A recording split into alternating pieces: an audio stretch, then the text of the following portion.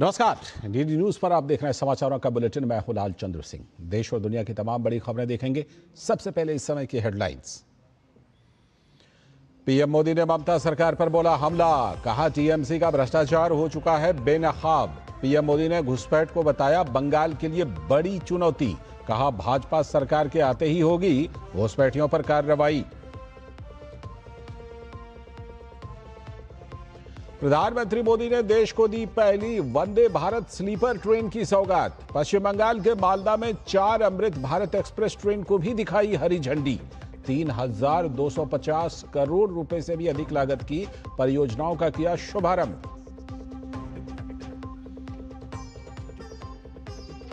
प्रधानमंत्री नरेंद्र मोदी असम के गुवाहाटी में बागुरुम्बा दोहू 2026 में होंगे शामिल। 10,000 से भी ज्यादा कलाकार पेश करेंगे बागुरुम्बा नृत्य। पश्चिम बंगाल के मुर्शिदाबाद में अराजक तत्वों का रेल रोको प्रदर्शन। रेल लाइन को बाधित करने के साथ ही गाड़ियों में तोड़फोड़ की खबर। एक पत्रकार पर भी हमला। और छत्तीसगढ़ में सुरक्षा बलों के साथ मुठभेड़ में मारे गए 2 नक्सली। केंद्र सरकार ने वामपंथी उग्रवाद को खत्म करने के लिए तय की है 31 मार्च की समय सीमा। हेडलाइंस के बाद खबरें विस्तार से। सबसे पहले प्रधानमंत्री के बंगाल दौरे की खबर। पश्चिम बंगाल यात्रा के पहले दिन प्रधानमंत्री नरेंद्र मोदी ने मालदा दौरे पर टाउन रेलवे स्टेशन पर हावड़ा और गुवाहाटी कामाख्या के बीच चलने वाली भारत की पहली वंदे भारत स्लीपर ट्रेन को हरी झंडी दिखाई। उन्होंने गुवाहाटी कामाख्या हावड़ा वंदे भारत स्लीपर ट्रेन को वर्चुअल रूप से हरी झंडी दिखाई।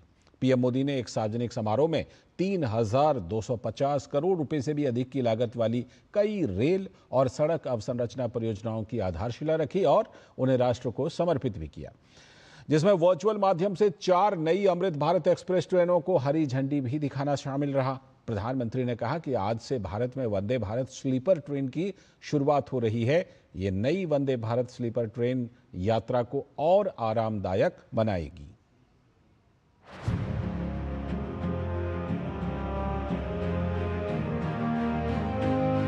भारत को जोड़ना हमारी प्राथमिकता है। दूरियों को कम करना यह हमारा मिशन है।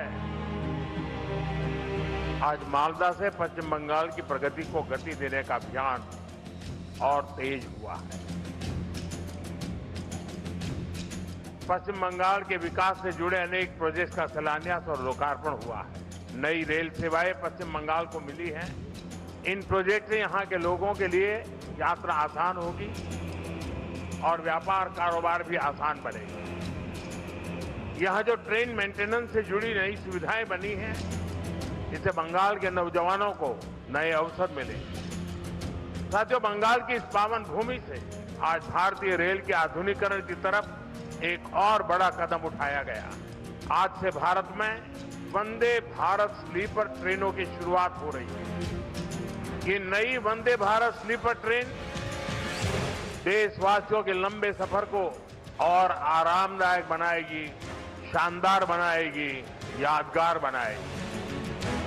विकसित भारत की ट्रेनों ये कैसी होनी चाहिए, इस वंदे भारत स्लीपर ट्रेन में आप साफ साफ नजर आता है। कभी हम तस्वीरों में, वीडियो में विदेशों की ट्रेनों को देखकर कहा करते थे कि काश ऐसी ट्रेनें भारत में होती। आज हम उसी सपने को हकीकत में बदलते हुए देख रहे हैं। ये Vande Bharat train made in India है। इसे बनाने में हम भारतीयों का पसीना लगा है। देश की ये पहली वंदे भारत स्लीपर ट्रेन मां काली की धरती को मां कामाख्या की भूमि इसको जोड़ रही है। आज बंगाल को 4 और आधुनिक अमृत भारत एक्सप्रेस ट्रेनें मिली है। New Jalpaiguri Nagercoil Amrit Bharat express, new Jalpaiguri से तिरुचिरापल्ली अमृत भारत एक्सप्रेस, अलीपुर द्वार बेंगलुरु अमृत भारत एक्सप्रेस, अलीपुर द्वार मुंबई अमृत भारत एक्सप्रेस। इससे बंगाल और खास तौर पर उत्तर बंगाल की दक्षिण और पश्चिम भारत से कनेक्टिविटी और सशक्त होगी। तो देश को आज पहली वंदे भारत स्लीपर ट्रेन की सौगात मिल गई है। यह अत्याधुनिक ट्रेन हावड़ा और गुवाहाटी के बीच चलेगी। ये ट्रेन पूर्वोत्तर और पूर्वी भारत के बीच कनेक्टिविटी को मजबूत बनाएगी। तो देखिए वंदे भारत ट्रेन से ही राजेश राज हमारे संवाददाता की ये special report. Vande Bharat sleeper version train का शुभारंभ प्रधानमंत्री नरेंद्र मोदी के हाथों संपन्न हो चुका है और यह ट्रेन फर्राटा भरती हुई अपने गंतव्य की ओर रवाना हो चुकी है। उसी ट्रेन में हम अभी सफर कर रहे हैं, जो ट्रेन मालदा से गुवाहाटी माता कामाख्या की भूमि तक जाएगी।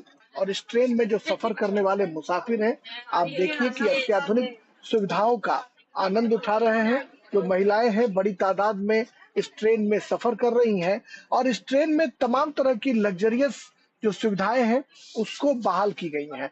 आप देखेंगे तो ये शानदार पर्दे इस बात की गवाही देते हैं कि ये किसी 5 स्टार होटल से कम दिखाई नहीं पड़ रहा है और हवाई जहाज की तर्ज पर इस ट्रेन को डिजाइन किया गया है। हावड़ा से AC 3 में अगर आप सफर करते हैं तो महज 2200 से 2300 रुपए का किराया गुवाहाटी तक का, और अगर AC 2 में आप सफर करते हैं तो 3000 के आसपास इस ट्रेन का किराया गुवाहाटी से हावड़ा तक है। और 3600 रुपए में आप AC फर्स्ट क्लास में इस ट्रेन में सफर कर सकते हैं। यानी बहुत ही इकोनॉमिक किराया इस ट्रेन का रखा गया है। और सबसे काबिल तारीफ है कि इस ट्रेन में किसी भी तरह का कोटा नहीं है। यानी VIP कोटे के जरिए जो लोग अपना टिकट कंफर्म करा लेते हैं वो नहीं होगा। बंगाल और असम को जोड़ने वाला यह महत्वाकांक्षी ट्रेन न सिर्फ दोनों राज्यों की दूरी को कम करेगा बल्कि धार्मिक पर्यटन को भी बढ़ावा देगा। कैमरामैन संदीप मूर्ति के साथ वंदे भारत ट्रेन मालदा गुवाहाटी में मैं राजेश राज, DDH के लिए। और इस मौके पर प्रधानमंत्री नरेंद्र मोदी ने पश्चिम बंगाल के मालदा में एक जनसभा को भी संबोधित किया। प्रधानमंत्री ने पश्चिम बंगाल की ममता सरकार को निर्दयी सरकार बताया। उन्होंने कहा कि यहाँ की सरकार को गरीबों की चिंता नहीं है बल्कि अपनी तिजोरी भरने की चिंता है। यहाँ की TMC सरकार बहुत ही निर्दयी है, बहुत ही निर्मम है। केंद्र सरकार गरीबों के लिए जो पैसा भेजती है उस पैसे को यहां TMC के लोग लूट लेते हैं। TMC के लोग बंगाल के मेरे गरीब भाई बहनों के दुश्मन बने हुए हैं। उन्हें आपकी तकलीफ की कोई चिंता नहीं है, वो तो अपनी तिजोरियां भरने में जुटे हुए हैं। और महाराष्ट्र निकाय चुनाव में भाजपा की ऐतिहासिक जीत का भी प्रधानमंत्री ने जिक्र किया और कहा कि यह दिखाता है कि देश का वोटर, देश के जेन जी भाजपा के विकास मॉडल पर कितना ज्यादा भरोसा करती है। PM ने विश्वास जताया कि इस बार बंगाल की जनता भी भाजपा को विजयी बनाएगी। मालदा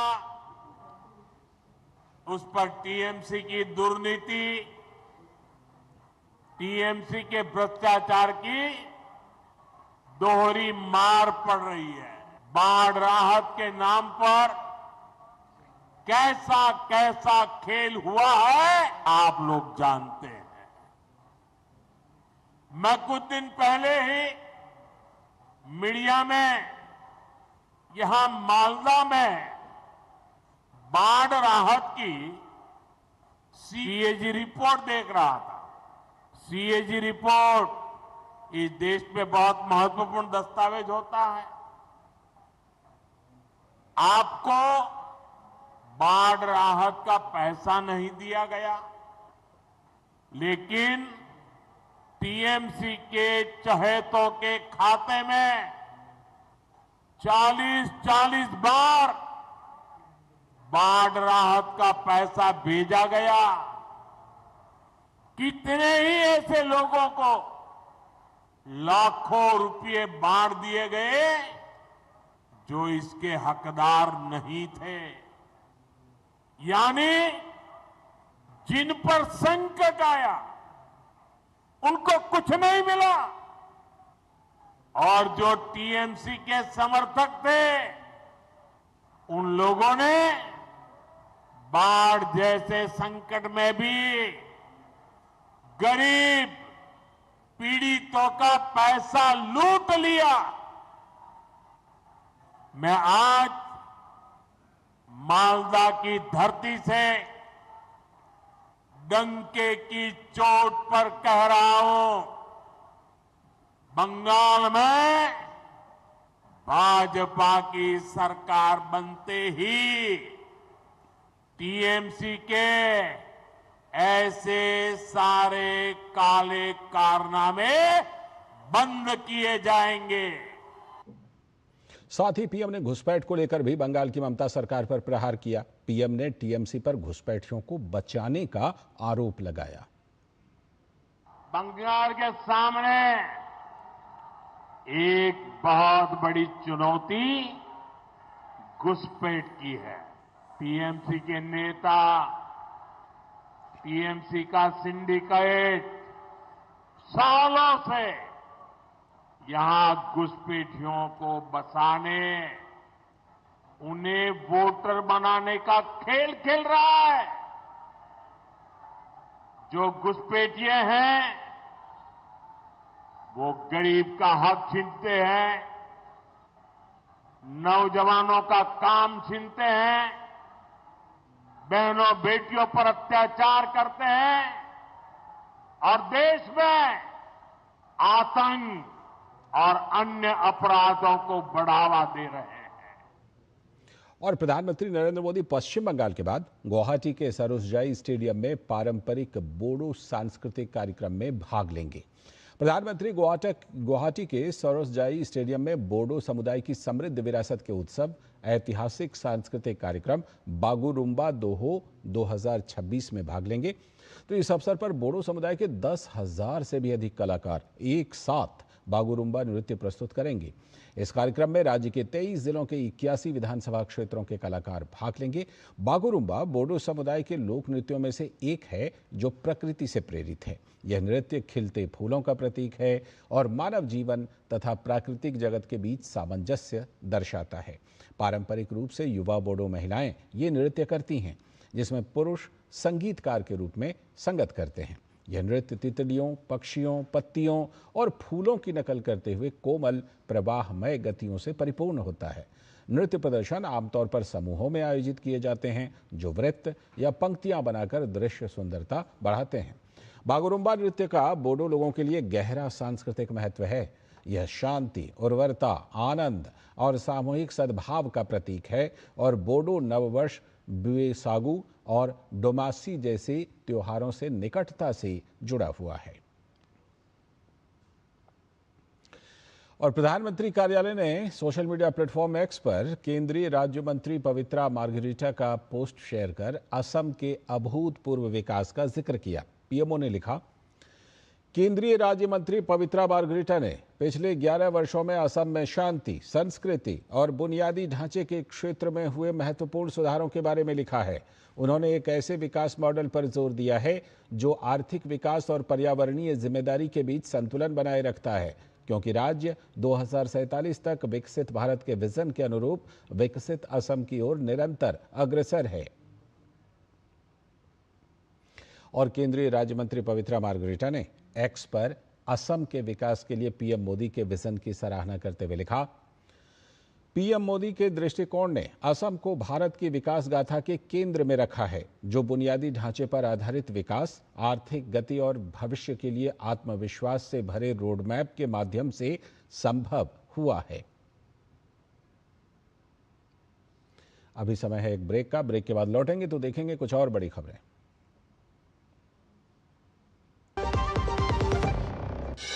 कदम रखिए कहानियों की दुनिया में। स्वागत है नई दिल्ली विश्व पुस्तक मेला 2026 में। लाखों किताबें और बच्चों के लिए आकर्षक गतिविधियाँ। मिलिए अपने पसंदीदा लेखकों और सम्मानित वक्ताओं से। आनंद लीजिए लाइव म्यूजिक और शानदार परफॉर्मेंस का। कतर है सम्मानित अतिथि और स्पेन है फोकस देश। मनाइए भारतीय सैन्य इतिहास के 75 गौरवशाली वर्षों का उत्सव थीम पवेलियन में 10 से 18 जनवरी भारत मंडपम, नई दिल्ली विश्व पुस्तक मेला 2026। प्रवेश निःशुल्क।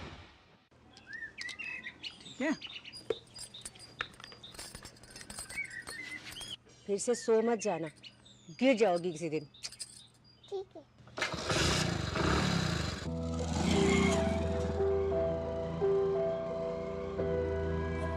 इतनी शक्ति हमें देना दाता। आज फिर लेट हो, खड़ी रहो वहीं पर।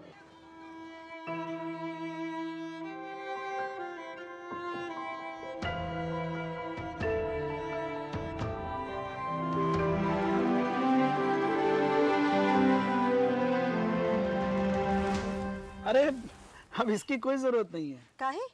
सड़क बन गई। सड़क अरे वाह। दोस्त है मेरी, सड़क ये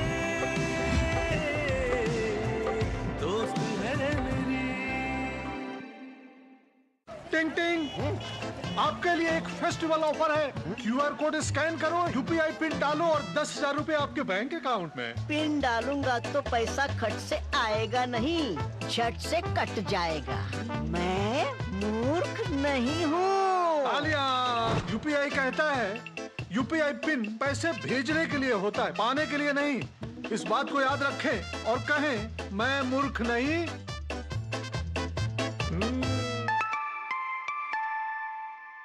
जाइए, आप भी किसी का टेस्ट लीजिए। स्वागत है ब्रेक के बाद। आगे की खबरों में पश्चिम बंगाल के मौजूदा हालात को लेकर भाजपा ने प्रेस कॉन्फ्रेंस कर मुख्यमंत्री ममता बनर्जी पर जमकर हमला बोला। भाजपा के प्रवक्ता संबित पात्रा ने कहा कि ममता बनर्जी तुष्टीकरण के जरिए बंगाल को बंग भंग करना चाहती हैं। साथ ही कहा कि बंगाल में आज चारों तरफ हिंसा हो रही है। बहुत दुख के साथ मुझे कहना पड़ रहा है, उसी तप की भूमि पे ममता बनर्जी जी ने जिस प्रकार के शासन को स्थान दिया है, आज का माहौल बंगाल में बंग भंग जैसी स्थिति ही बनाई हुई। तुष्टीकरण के नींव पर ममता बनर्जी की चेष्टा है कि बंगाल को अलग थलग कर दिया जाए। आज कभी कभी तो ऐसा लगता है कि is Bengal a different part of India? Is Bengal away from India? क्या बंगाल भारत का हिस्सा है या नहीं? संबित पात्रा ने आगे कहा कि जाधवपुर में BLO अशोक दास ने बार बार धमकियां मिलने के बाद आत्महत्या कर ली। बीजेपी प्रवक्ता ने TMC का मतलब भी बताया। जब बार बार धमकियां मिली तो इस व्यक्ति ने, यह है अशोक दास, इस व्यक्ति ने आत्महत्या कर ली। 72 सेंसिटिव पॉइंट्स हैं जहां से बांग्लादेशी घुस रहे हैं सीमाओं पर, फिर भी इन 72 पॉइंट्स पर फेंसिंग के लिए ममता बनर्जी जमीन नहीं देती। हिंदुस्तान का अहित वो चाहती है और घुसपैठियों का हित वो चाहती है। आज इसीलिए TMC के लिए 3 शब्दों का प्रयोग किया गया है। T से तुष्टीकरण, M से माफिया और C से क्राइम बाई घुसपैठिया।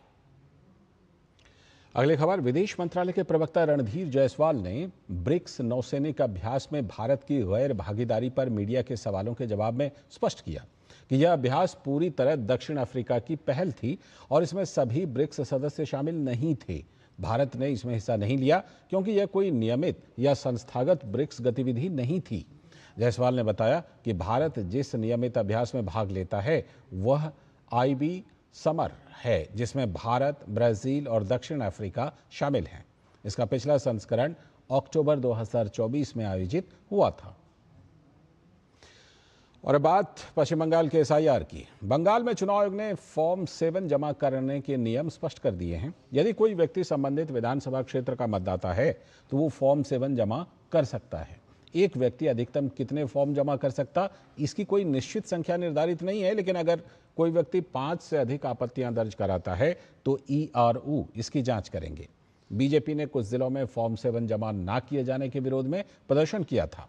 बांकुड़ा के खातड़ा में बीजेपी की फॉर्म 7 से भरी गाड़ी को तृणमूल नेतृत्व ने रोक दिया था, जिसके बाद मुख्यमंत्री ममता बनर्जी ने बीजेपी पर हमला बोला था। खबर कर्नाटक से, जहां बेल्लाडी में बीजेपी ने सरकार के खिलाफ मोर्चा खोल दिया है। कई मांगों को लेकर कांग्रेस सरकार के खिलाफ प्रदर्शन किया जा रहा है। भाजपा की मांग है कि सरकार राज्य में बिगड़ती कानून व्यवस्था की स्थिति को संभालने के लिए कार्रवाई करे। इसके साथ ही 1 जनवरी की घटना और कांग्रेस विधायक भरत रेड्डी की कथित संलिप्तता की CBI जांच, येल्लापुर में एक दलित महिला की हत्या के मामले में पीड़ित परिवार को 50 लाख रुपए का मुआवजा देने की मांग भाजपा कर रही है। बीजेपी का आरोप है कि कांग्रेस सरकार तथ्यों को दबाने के लिए पुलिस तंत्र का दुरुपयोग कर रही है और बिगड़ती कानून व्यवस्था की जिम्मेदार है। आगे की खबरों में, विदेश राज्य मंत्री कीर्तिवर्धन सिंह ने मिस्र के काहिरा में आयोजित सामुदायिक सांस्कृतिक उत्सव पतंग उत्सव में हिस्सा लिया। इस दौरान उन्होंने देश भर से आए प्रवासी भारतीय के साथ बातचीत की और मध्य पूर्वी देश के साथ भारत के मजबूत जन से जन के संबंधों का जिक्र किया। कीर्तिवर्धन सिंह ने सोशल मीडिया प्लेटफॉर्म X पर लिखा कि काहिरा में भारतीय प्रवासी समुदाय के सदस्यों के साथ पतंग उत्सव में भाग लेकर बेहद खुशी हुई। भारतीय संस्कृति को बढ़ावा देने और सीमाओं के पार हमारी परंपराओं को संरक्षित करने के प्रयासों के लिए भारतीय समुदाय की सराहना करता हूं। कर्नाटक बीजेपी बेल्लाडी में आज कांग्रेस सरकार की कथित कानून व्यवस्था की विफलता के खिलाफ विरोध प्रदर्शन कर रही है। इस पर और ज्यादा जानकारी के लिए हमारी सहयोगी ज्योति दफेदार ने गंगावती के विधायक जनार्दन रेड्डी के साथ ये खास बातचीत की है। बैनर की हंगामा को लेकर, ये सब विचारों को लेकर बीजेपी विधायक और नायक बेल्लारी में प्रोटेस्ट कर रहे हैं। इसी विचार को लेकर बात करने के लिए हमारे साथ गंगावती के विधायक जनार्दन रेड्डी है। आइए उनसे बात करते। तो my first question is to you that you are conducting protest against Congress government regarding various issue and specially the Bellary banner incident. Whatever the incident happened, whole Karnataka, whole country, everybody they have seen. So never it happens in the history of Karnataka, never it happens in the history of Bellary. So this kind of incident, a private gunman's coming and firing, killing a order means a karyakarta, their own karyakarta had been killed in this firing. So this is all. So never it happens in the history of Karnataka only, not just even in Bellary also.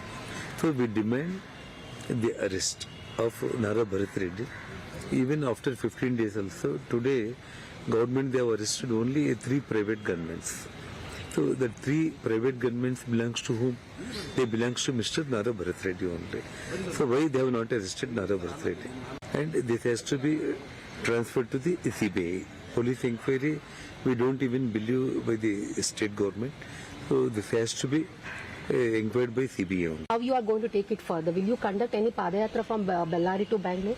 So how you are going to proceed? So now BJP party decided to fight in a phased manner. Today first we are doing a big rally and we are demanding the arrest of Mr. Nara Bharat Reddy and CBI inquiry. And for the second phase, now on 19th and 20th, as our Delhi leaders, they were busy in a national president election. So our state president, Mr. Vijayendra, he told that after 28th, a second phase Padayatra and done.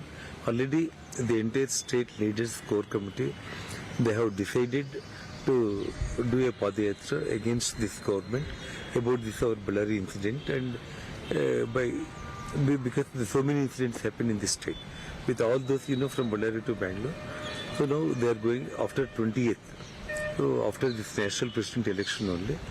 So our state BJP president Mr. Vijayendra will go and speak to the national leaders and will have a date for Padayatra. Okay, thank you so much for talking to us. Gangavati के विधायक जनार्दन रेड्डी जी की बात with camera person Vinod के साथ ज्योति दफेदार, DD news Ballari.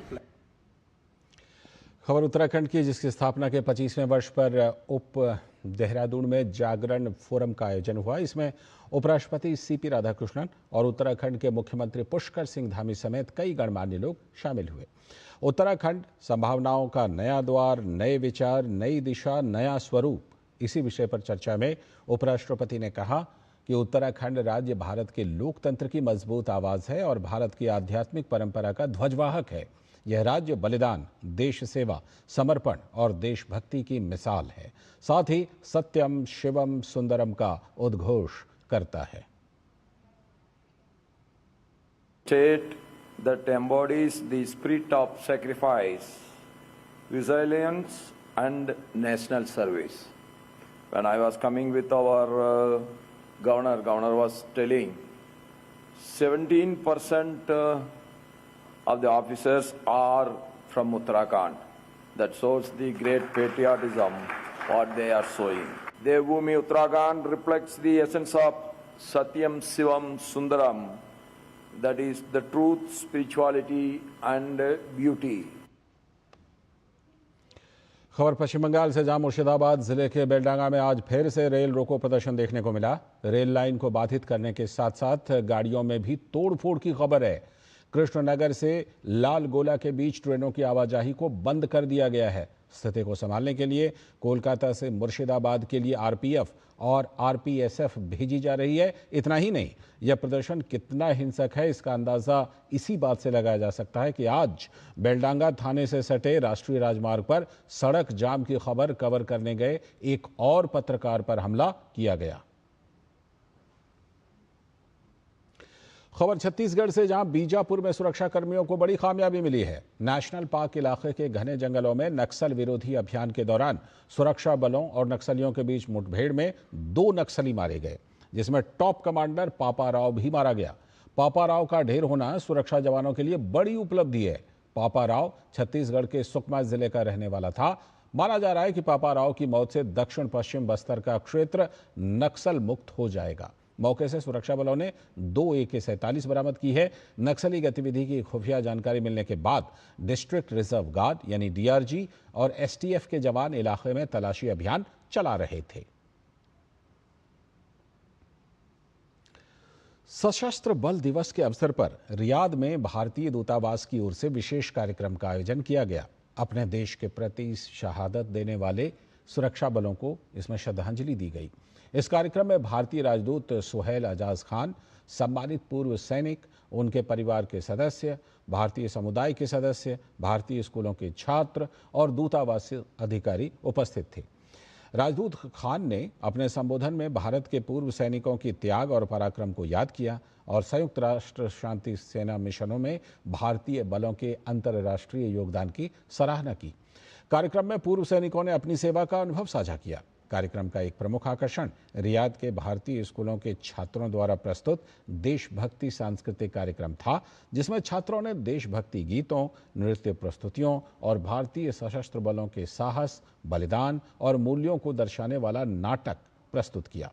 इस कार्यक्रम के साथ एक फोटो प्रदर्शनी भी प्रस्तुत की गई। नई दिल्ली स्थित राष्ट्रीय विज्ञान केंद्र में ग्रुप कैप्टन शुभांशु शुक्ला ने अत्याधुनिक वर्चुअल रियलिटी यानी वीआर थिएटर और पैनल प्रदर्शनी का उद्घाटन किया। इस मौके पर अंतरिक्ष यात्री से मिलिए विषय पर आयोजित विशेष सत्र में उन्होंने विद्यार्थियों से सीधा संवाद किया और अपने अंतरिक्ष मिशन के अनुभव साझा किए। ग्रुप कैप्टन शुभांशु शुक्ला ने कहा कि आर्टिफिशियल इंटेलिजेंस यानी एआई का प्रयोग भविष्य के लिए बेहद अहम है। उन्होंने अभिभावकों से अपील की कि अंतरिक्ष के प्रति बच्चों की जिज्ञासा को प्रोत्साहित करें। उन्होंने खुशी जताते हुए कहा कि विज्ञान, तकनीक और नवाचार को पाठ्यक्रम का अहम हिस्सा बनाने के लिए नई शिक्षा नीति में ठोस प्रावधान किए गए हैं। जिस तरह की गैलरी सेटअप की गई है, जिस तरह का वीआर ऑडिटोरियम सेटअप किया गया है, जिस तरह के इक्विपमेंट सेटअप किए गए हैं, मुझे लगता है कि बहुत ही हाई क्वालिटी हैं और बहुत ही अमेजिंग एक्सपीरियंस ये बच्चों को देते हैं। तो मैं तो पहली बार आज यहाँ पे आया हूँ और यहाँ पे जब मैं आया तो I was very excited to be here. तो मैं आप सबको इसके थ्रू, इसके माध्यम से ये मैसेज देना चाहूँगा कि ज़्यादा से ज़्यादा लोग यहाँ आएँ, इसको एक्सपीरियंस करें, इसका अनुभव लें। And I am promising you, you will not leave disappointed. You will be very excited, very happy when you come and visit the National Science Center. आगे की खबरों में पोलैंड के उप प्रधानमंत्री और विदेश मंत्री राडोस्लाव सिकोर्स्की 3 दिवसीय भारत दौरे पर हैं। जयपुर एयरपोर्ट पर उनका भव्य स्वागत किया गया। राडोस्लाव सिकोर्स्की जयपुर साहित्य महोत्सव में भाग लेंगे और साहित्यिक सत्रों में शिरकत भी करेंगे। इसके अलावा नई दिल्ली में भारत के विदेश मंत्री डॉक्टर एस जयशंकर से मुलाकात करेंगे। इस दौरे में भारत और पोलैंड के बीच द्विपक्षीय संबंधों को और मजबूत करने के लिए अहम बातचीत की जाएगी। व्यापार, रक्षा और सांस्कृतिक आदान प्रदान के क्षेत्रों में सहयोग बढ़ाने पर भी चर्चा होने की संभावना है।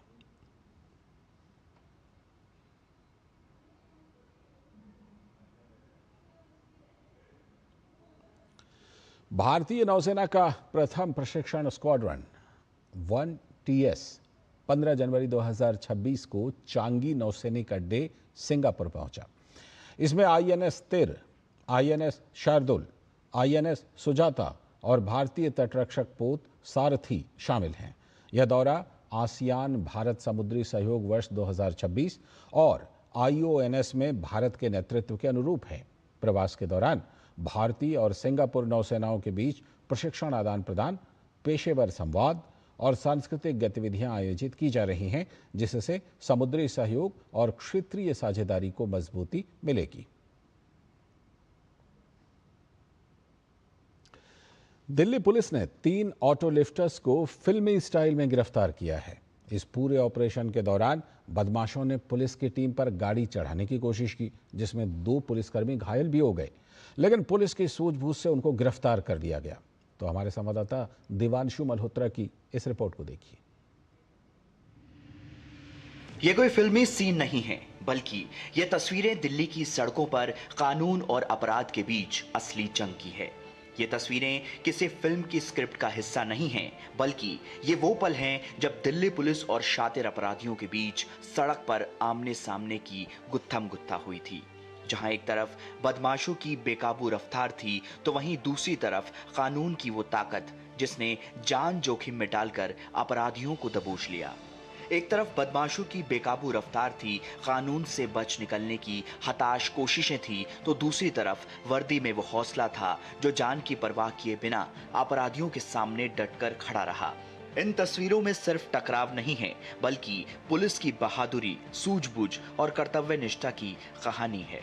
चलिए बताते हैं आपको कि पूरा माजरा क्या है।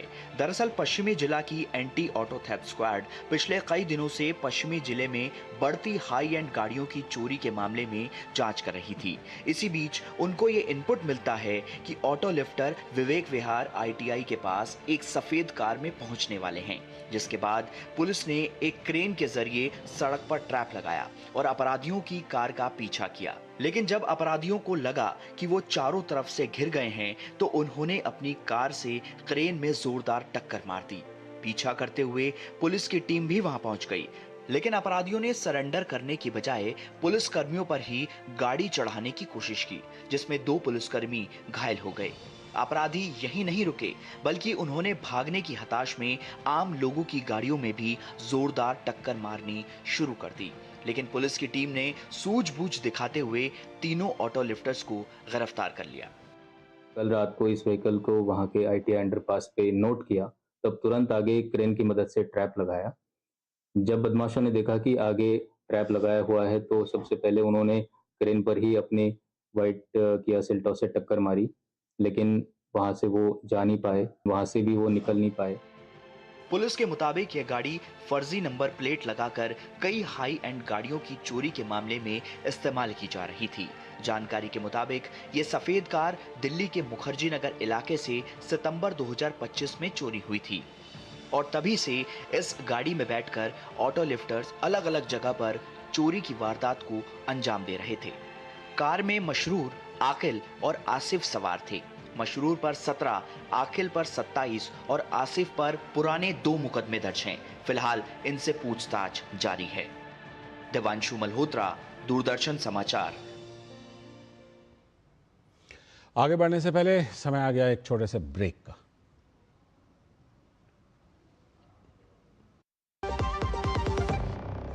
पढ़ता है, खेलता है, झूलता उछलता है, दौड़ता कभी कभी दौड़ कर आता है, आगे आगे बढ़ देता है इंडिया, अमूल दूध पीता है इंडिया। प्राचीन तमिल साहित्य में जीवंत त्रिपुरारी की नगरी काशी में संस्कृति का अद्भुत समागम। एक आत्मा, एक विचार, एक संस्कार, केवल प्रकटीकरण दो। पहला ज्ञान की राजधानी, दूसरा संस्कृति और कला का गढ़, और दोनों के मिलन का नाम है काशी तमिल संगमम। यशस्वी प्रधानमंत्री श्री नरेंद्र मोदी जी के मार्गदर्शन में काशी के नमो घाट से प्रारंभ हुए काशी तमिल संगमम के वर्ष 2025 के संस्करण का शुभारंभ माननीय मुख्यमंत्री योगी आदित्यनाथ जी ने किया।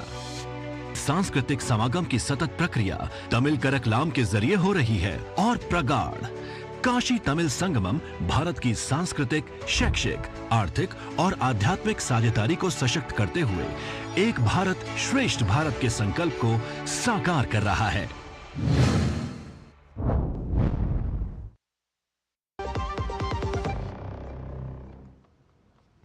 स्वागत है ब्रेक के बाद। अब बात मौसम की। देश के बड़े हिस्से में शीतलहर जारी है और अगले कुछ दिनों तक सर्दी से राहत मिलने की उम्मीद भी नहीं है। मौसम विभाग के अनुसार उत्तर प्रदेश, उत्तराखंड, हिमाचल प्रदेश, जम्मू कश्मीर, मध्य प्रदेश, बिहार, झारखंड, छत्तीसगढ़, ओडिशा समेत दिल्ली में अगले कुछ दिनों तक शीतलहर चलने की संभावना है। मौसम विभाग ने उत्तर भारत के बड़े हिस्से में 18 जनवरी तक घने कोहरे की भी चेतावनी जारी की है। लद्दाख के कारगिल जिले में कल से हो रही ताज़ा बर्फबारी के कारण द्रास और जोजिला में यातायात बाधित हो गया है। बर्फ जमने से फिसलन और कम दृश्यता की वजह से लोगों को काफ़ी दिक्कतों का सामना करना पड़ रहा है। वहीं लद्दाख के अन्य हिस्सों में बादल छाए हुए हैं। मौसम विभाग ने जोजिला में बर्फबारी को लेकर चेतावनी जारी की है, जबकि प्रतिकूल मौसम की वजह से जोजिला दर्रे को अस्थायी रूप से बंद करने की संभावना भी बन गई है। इस बीच पुलिस हाई अलर्ट पर है। पुलिस की तत्परता की वजह से जोजिला में कल एक मरीज को ले जा रही एम्बुलेंस को सुरक्षित मार्ग से निकाला गया। वहीं फिसलन भरी सड़क पर पुलिस ने वाहनों की मदद की, जिससे दुर्घटनाओं को रोकना संभव हो सका। पुलिस ने यात्रियों को आधिकारिक निर्देशों का सख्ती से पालन करने, फिसलन रोधी चेन का उपयोग करने और बर्फबारी के दौरान अनावश्यक यात्रा से बचने की सलाह दी है। अब बात प्रगति की। प्रधानमंत्री नरेंद्र मोदी ने सत्ता में आने के बाद लंबित परियोजनाओं के काम में तेजी लाने और उन्हें जल्द से जल्द पूरा करने के लिए प्रगति नाम से एक पहल की शुरुआत की। इसका मकसद था प्रोजेक्ट्स में देरी की वजहों का पता लगाकर उसका समाधान निकालना। इस पहल की 50 बैठकें हो चुकी हैं और 85 लाख करोड़ की 3,300 से भी ज्यादा परियोजनाओं को जल्द ही पूरा किया गया है। प्रगति की यह पहल कैसे कमाल कर रही है, इसी पर हम एक सीरीज चला रहे हैं जिसका नाम है प्रगति एट 50, विकास को गति।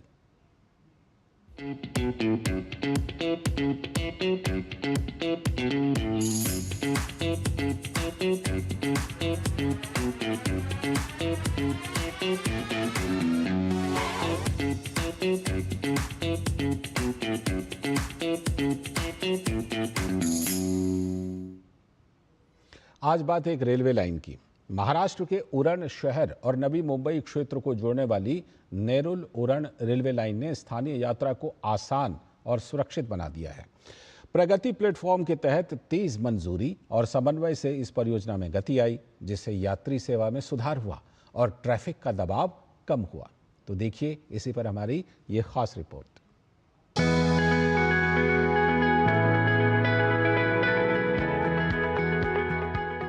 महाराष्ट्र के उरण शहर, जवाहरलाल नेहरू पोर्ट और तेजी से विकसित हो रहे नवी मुंबई क्षेत्र के बीच कनेक्टिविटी को मजबूत करने के उद्देश्य से 1997 में सरकार ने 2,980 करोड़ की लागत वाले एक प्रोजेक्ट को मंजूरी दी, जिस पर मार्च 1998 में काम शुरू हुआ। लेकिन हुआ वही जैसा तमाम परियोजनाओं के साथ होता है। तमाम मंजूरियों के इंतजार के चलते प्रोजेक्ट करीब 2 दशक तक लटका रहा।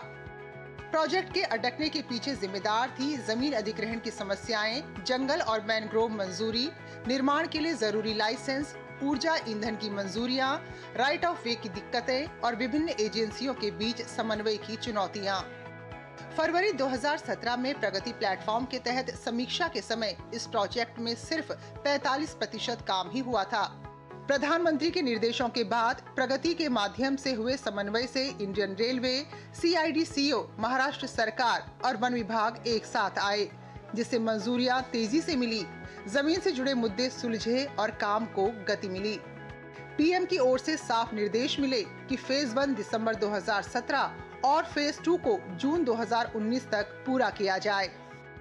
प्रगति पोर्टल के इंटरवेंशन शुरुआत हुआ 2016-17 से। उसके बाद रिज़ल्ट ये हुआ कि 2018 में हमने फर्स्ट फेज़ कमीशन किया और फिर उसके बाद मेजर एक हमारा फॉरेस्ट क्लियरेंस बचा हुआ था जो बहुत दिनों से पेंडिंग था। फॉरेस्ट क्लियरेंस हुआ उसके चलते, और कुछ लैंड एक्विजिशन के इशू थे वो सॉर्ट आउट हुए हमारे। और सबसे अच्छी बात है कि सारे डिपार्टमेंट आपस में यूनिसन में एक्ट किए, सिनर्जाइज वे में एक्ट किए, और इस वजह से हमको काफ़ी बूस्ट मिला और बहुत स्पीड अप हुआ हमारा project. Nerul Uran railway line ने स्थानीय इलाके को कई तरह से फायदा पहुंचाया है। यात्रा का समय कम हुआ है। सड़क यात्रा के मुकाबले एक सुरक्षित और भरोसेमंद विकल्प मिलने से निवासियों की रोजमर्रा की आवाजाही काफी आसान हुई है।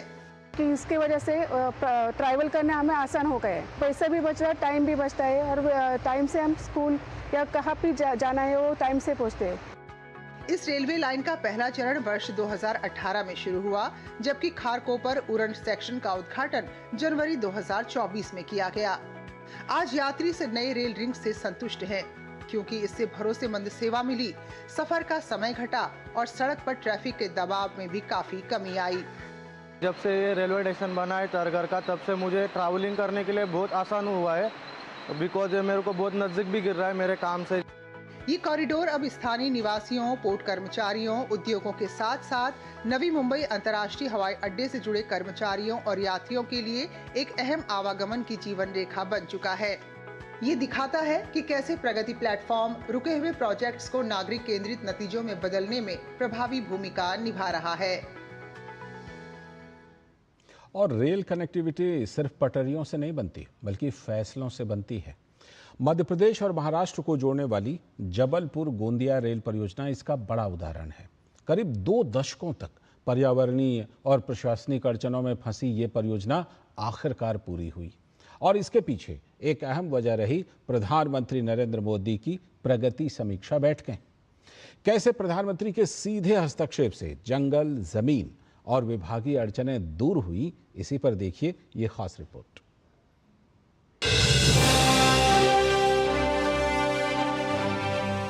साल 2003 में शुरू हुई जबलपुर से गोंडिया नैरो गेज से ब्रॉड गेज रेल कॉरिडोर की ये परियोजना की कुल लागत 1990 करोड़ रुपए थी।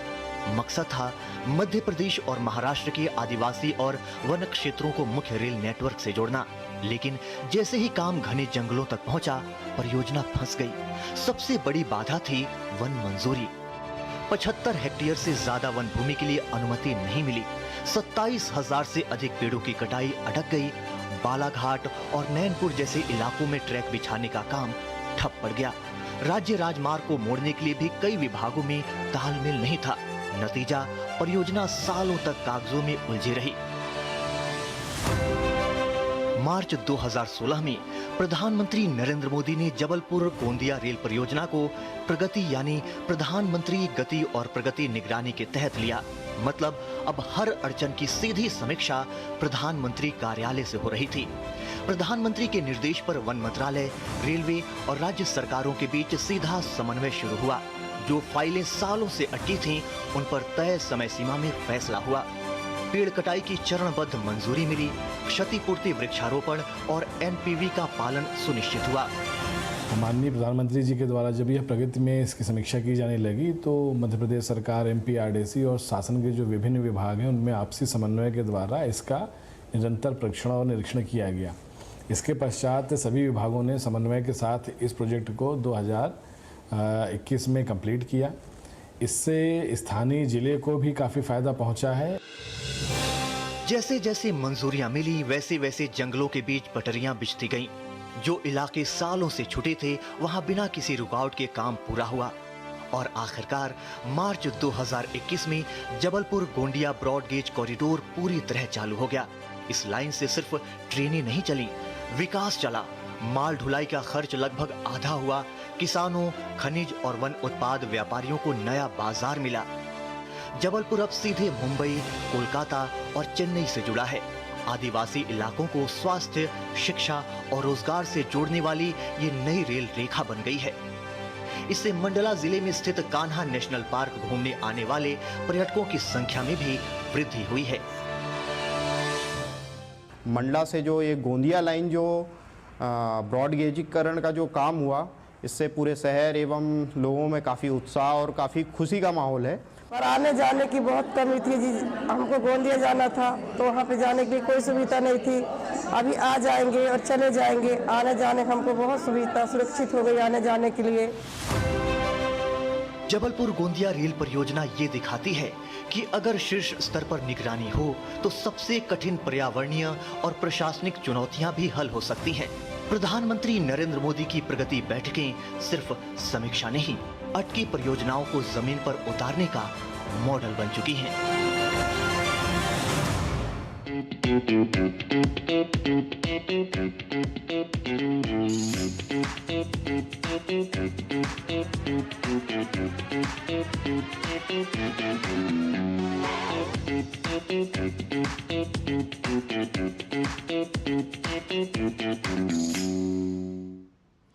अब खबर पंजाब से, जहां आम आदमी पार्टी की सरकार के मीडिया पर छापेमारी की कार्रवाई पर भाजपा ने भगवंत मान सरकार पर तीखा हमला किया। भाजपा का आरोप है कि राज्य सरकार अराजक तरीके से मीडिया पर हमला कर रही है। भाजपा का यह भी आरोप भाजपा ने लगाया कि आम आदमी सरकार इंदिरा गांधी की तरह काम कर रही है, जिसे हरगिज बर्दाश्त नहीं किया जाएगा। दिल्ली की हार के बाद शीशमहल उनको चुभने लगा। वहाँ का एक मुख्य अखबार है पंजाब केसरी पंजाब का, उन्होंने एक ये खबर छापी थी नवंबर 2025 के अंदर। इस खबर में केजरीवाल का जो नया शीश महल बन रहा है, जिस प्रकार से सरकार वहाँ का उनका शीश महल बना रही है, उसके बारे में खबर थी। वो शीश महल के चलते हुए जो चुभा, वो पंजाब में जब शीश महल की चर्चा हुई तो उनको लगा कि ये तो गड़बड़ हो गई। जब अखबार बंटने के लिए जा रहा था तो जो गाड़ियां अखबार लेकर जा रही थी उन पे छापे मारे गए थे और अखबार रोक लिया गया। आगे की खबरों में केंद्रीय मंत्री पीयूष गोयल और कनाडा के ब्रिटिश कोलंबिया के प्रीमियर डेविड एबी ने आज कनाडा भारत संबंधों को और मजबूत करने पर जोर दिया। दोनों नेताओं ने भारत कनाडा आर्थिक साझेदारी को मजबूत करने, व्यापार और निवेश सहयोग को आगे बढ़ाने के तरीकों पर चर्चा की।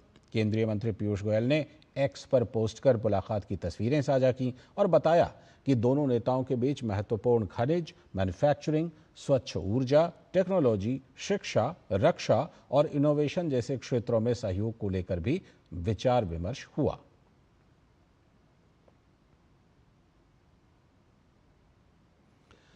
और अब बात झूठ के मुकाबले सच की। साइबर ठगों ने ऑनलाइन ठगी के अलग अलग तरीके निकाल लिए हैं। इन दिनों एक बहुत ही आम और खतरनाक साइबर ठगी का तरीका सामने आया है, जिसमें ठग फर्जी सरकारी लेटर पर असली जैसी सील, साइन और लोगो और स्टैंप लगाकर ईमेल, व्हाट्सएप, पोस्ट या मैसेज के जरिए लोगों को भेजते हैं और झूठे आरोप लगाकर भोले भाले लोगों को डिजिटल अरेस्ट करने की कोशिश करते हैं। ऐसा ही एक फर्जी दस्तावेज सामने आया है, जिसका फैक्ट चेक करने के बाद प्रेस सूचना ब्यूरो ने इसे फर्जी पाया।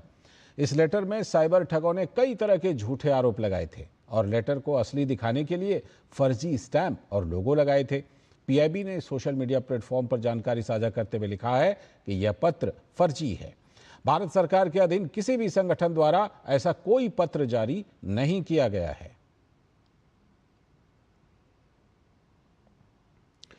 वाराणसी में चल रहे विकास कार्यों पर राजनीतिक दलों की राजनीति तो हमेशा से जारी है। साल 2014 से वाराणसी में विकास कार्य तेजी से चल रहे हैं। इन दिनों घाटों के सौंदर्यीकरण का काम चल रहा है, लेकिन मणिकर्णिका घाट पर मूर्ति टूटने के एक भ्रामक वीडियो से विरोधी दलों की नई राजनीति शुरू हो गई, जबकि स्थानीय लोग इसे गलत बताते हुए विकास कार्यों की तारीफ कर रहे हैं। इस मुद्दे पर स्थानीय लोगों का क्या कहना है, देखिए। कहा है, जब से माननीय प्रधानमंत्री श्री नरेंद्र मोदी जी 2014 से यहाँ के सांसद बने हैं तो काशी का काया पलट हो गया है। काशी का कॉरिडोर जब बन रहा था तब भी नकारात्मक शक्तियों ने इसका विरोध किया था और उसके बाद जब ये कॉरिडोर कंप्लीट हुआ है तो सभी देख रहे हैं कि काशी में कितना इकोनॉमिक विकास हुआ है। और अब इसी तर्ज पे जब मणिकर्णिका घाट को भी और अच्छा किया जा रहा है काशी वासियों के लिए, तो कई नकारात्मक शक्तियां इसका विरोध कर रही हैं। हमारी सबसे अपील है कि नकारात्मक शक्तियों को अवॉइड करें। अगर मणिकर्णिका घाट जिसपे प्रतिदिन के हिसाब से संख्या कई सौ से लेके हजारों की संख्या में जहां पे की लाशें जलाई जाती हैं, वहां अगर सब समुचित व्यवस्था हो और हर चीज व्यवस्थित हो जाए तो क्या बुराई है। वर्तमान समय में वाराणसी का चतुर्मुखी विकास हो रहा है। इसी कड़ी में मणिकर्णिका घाट का भी सौंदर्यीकरण हो रहा है। मेरे विचार से यह बहुत ही उचित कदम है, क्योंकि मणिकर्णिका एक ऐतिहासिक और धार्मिक घाट होने के साथ साथ वर्तमान समय में काफी मात्रा में वहां पर्यटक भी आ रहे हैं। तो जो हमारा इतना ऐतिहासिक घाट है उसका भी व्यवस्थित और सौंदर्यीकरण होना अति आवश्यक है। मणिकर्णिका घाट का पुनरुद्धार कार्य केवल निर्माण परियोजना नहीं है, इसे काशी के नागरिकों को समझना चाहिए, बल्कि यह सांस्कृतिक संरक्षण, जन सुविधा और भविष्य की सुरक्षा का एक महत्वपूर्ण कदम है, जिसे सकारात्मक और दृष्टिकोण से देखा जाना चाहिए। बिहार के मोतिहारी में आज विश्व के सबसे बड़े शिवलिंग की स्थापना की जा रही है। पूर्वी चंपारण के कैथवलिया में विराट रामायण मंदिर का निर्माण हो रहा है और इसी मंदिर में शिवलिंग स्थापना का कार्यक्रम किया जाएगा। इस दौरान मुख्यमंत्री नीतीश कुमार भी उपस्थित रहेंगे। तो वहीं तकरीबन 1 लाख लोगों के पहुंचने की संभावना है, जिसको लेकर मंदिर प्रशासन की तरफ से भी विशेष तैयारी की जा रही है।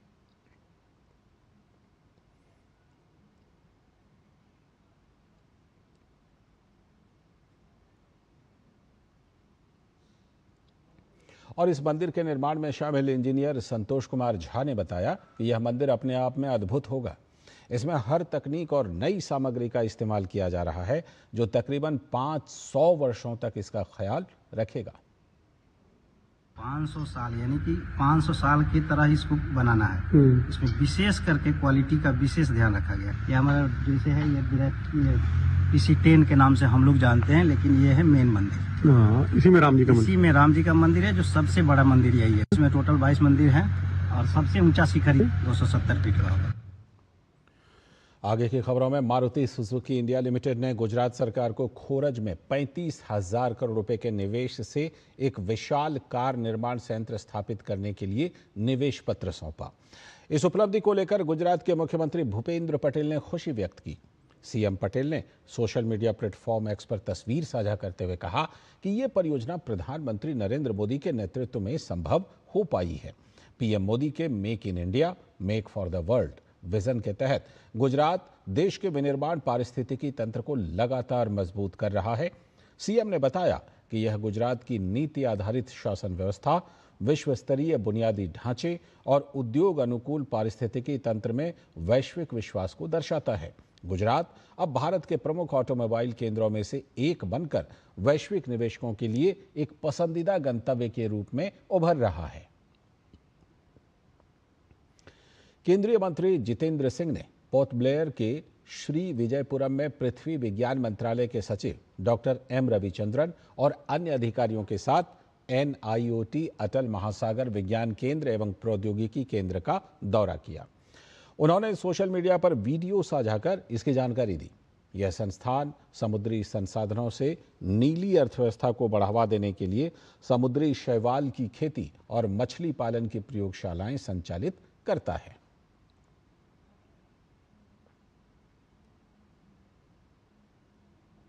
और अब खबर उत्तर प्रदेश के बिजनौर से, जहां आज से गंगा बैराज पर डॉल्फिन की गणना शुरू हो चुकी है।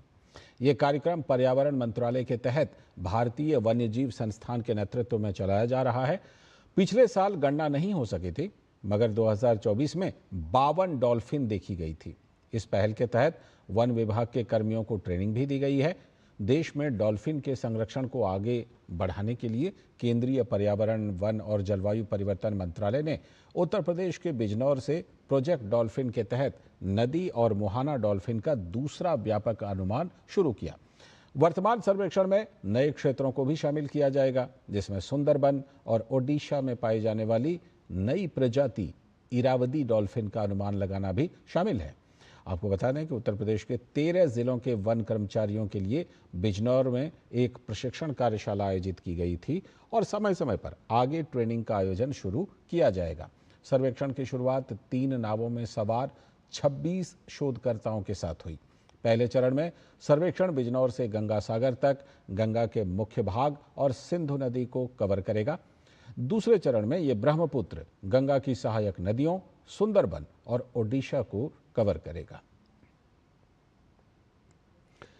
दिल्ली के भारत मंडपम में चल रहा विश्व पुस्तक मेला रविवार को संपन्न हो रहा है। मेले में इस बार काफी संख्या में पुस्तक प्रेमी पहुंच रहे हैं। जहां गणित विषय को आसानी से समझाने वाली पुस्तकें हैं, तो वहीं सीबीएसई की तैयारी में जुटे 10वीं और 12वीं कक्षा के विद्यार्थियों के लिए भी यहां बहुत कुछ है। कैसा चल रहा है मेला अपने अंतिम पड़ाव में, इसी के बारे में बता रहे हैं हमारे संवाददाता गिरीश निशाना।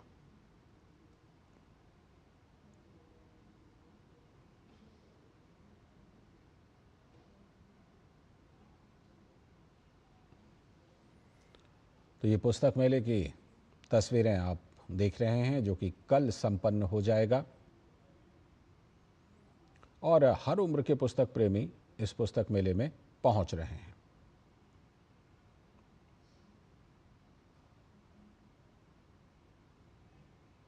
विश्व पुस्तक मेले में एक से बढ़कर एक लेखक देखे जा सकते हैं।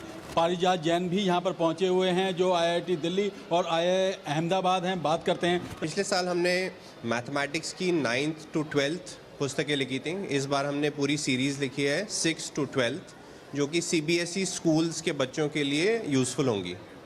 और हमने मेन जो काम किया है अपनी नई मैथमेटिक्स की सीरीज़ पे, वो विजुअलाइजेशन पे किया है, क्योंकि जो मेन एलिमेंट होता है किसी भी बच्चे को मैथमेटिक्स समझने के लिए, वो होता है विजुअलाइजेशन। अगर कोई बच्चा मैथमेटिक्स को विजुअलाइज कर सकता है, वो देख सकता है कि एक सर्कल है, वो घूमता है तो स्फीयर बन जाता है। अगर इस प्रकार की 3 डायमेंशनल विजुअलाइजेशन और अंडरस्टैंडिंग डेवलप होती है तो मैथमेटिक्स समझ में आती है और फिर बच्चों को मैथमेटिक्स से डर कम लगता है। हमने कोशिश ये की है कि हर एक स्तर पर 6, 7, 8, 9, 10, 11, 12 पे एक लेवल बनाएं जो अंडरस्टैंडिंग बच्चे की डेवलप होनी चाहिए मैथमेटिक्स के लिए, वो हो। हमारे जो डायग्राम्स हैं वो 3 डायमेंशनल डायग्राम्स हैं। हमने इंटरनेशनल बुक्स की के जैसे डायमेंशनल 3 डायमेंशनल शेडिंग की है। सीबीएसई की 10वीं और 12वीं की परीक्षाएं अब नज़दीक आने वाली हैं। ऐसे में उनसे संबंधित पुस्तकें भी पुस्तक मेले में आकर्षण का केंद्र बनी हुई हैं। सुरेंद्र रतन जी हमारे साथ हैं। हम लोगों ने इस बार बड़ी ही अच्छी एग्ज़ाम आइडिया को रिवैम्प किया है। Exam idea is quite popular for all the CBSE students board exam. तो हम लोगों ने इस बार इसका एक नया न्यू एज माइंड मैप को पब्लिश किया है, कि जो बहुत ज़्यादा अप्रिशिएट किया जा रहा है इस पुस्तक मेले में। और mostly schools teacher and school principals, they are very happy to for buying this book for their library and recommending for students. पुस्तक मेले में हर उम्र के पुस्तक प्रेमी पहुंच रहे हैं। कुछ लोग हमारे साथ हैं, बात करते हैं। मैं बचपन से आती हूँ यहाँ पे, और जब छोटी थी तब भी अपने पेरेंट्स के साथ आती थी, तब भी बहुत बुक्स लेके जाती थी। और उस टाइम पे तो चलो फ़ोन वगैरह नहीं होते थे तो बुक्स का ज़्यादा क्रेज़ था। अब अपने बच्चों के साथ आई हूँ, अब इन्हें भी अच्छा लग रहा है यहाँ पे आके बुक्स वगैरह लेना। तो देखो ये कौन सी बुक्स लेते हैं अपनी पसंद की। कई दुर्लभ किताबें जो आमतौर पर नहीं मिल पाती हैं, मेले में वो सुअवसर होता है कि लोग भी मिलते हैं और किताबें भी मिलती हैं। तो ये सुखद संयोग होता है। यार दोस्त मिल गए, लोग मिल गए, मुलाकातें हुई और बातें हुई, चर्चा हुई। और किताब की संस्कृति जो हमारे यहाँ शुरू से रही है, उसको आगे बढ़ाने के लिए बहुत ज़रूरी है। तो कहीं ना कहीं जो दुर्लभ पुस्तकें होती हैं वो भी पुस्तक मेले में मिल जाती हैं और लोग अपने परिवारों के साथ इस पुस्तक मेले में पहुंच रहे हैं। कैमरामैन सौरभ बख्शी के साथ गिरीश निशाना, डीडी न्यूज, दिल्ली। और इसी के साथ हिंदी समाचारों के इस बुलेटिन में फिलहाल के लिए इतना ही। हमें दीजिए अनुमति। नमस्कार।